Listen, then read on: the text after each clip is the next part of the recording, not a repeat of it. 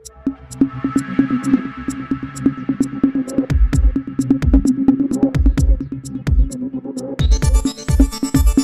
Baloch news में खबरों ने अपडेट जो सिलसिलो जारी है। उस्मान शाह खां मोहम्मद रहीम ख़ास केली जी रिपोर्ट शामिल कंदा हलो। केतरी ॻोठनि में बरसाती पानी घरनि में दाख़िल। बरसाती पानी ॻोठ फोटो बिल में दाख़िल थियण करे ॻोठाणा रोडनि ते खुलियल आसमान हेठि बेयारो मददगार वेठल आहिनि। बरसात सबबि कचा पक्का घर पानी हेठि। तूफ़ानी बरसात सबबि 5 ग़रीबनि जा बि घर ड्रही पट थी विया। फोटो भील जे कॉलोनी जा 15 घर तेज़ तूफ़ानी बरसात सबबि गोॾे जॾो पानी घरनि में बीठल।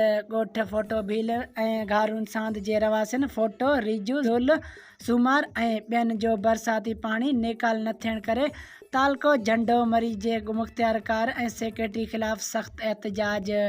उस्मान शाहड़ी ऐं समेत ॻोठ हारून सांद ॻोठ दारा राजपूत मेवन ऐं वनियो ऐं ॻोठ फोटो भील पानी हेठि। ॻोठ फोटो भील जा रवासी लॾ पलाण करण ते मजबूर। इंतिज़ामिया खे इतलाह ॾिनो वियो पर संदसि कन ते जूं बि न चुरी आहे। हिकु भेरो ॿीहर ॿुधाईंदा हलूं त उस्मान शाह में केतिरी ॻोठ बरसाती पानी हेठि को बि इंतिज़ामिया तहरक न वरितो आहे।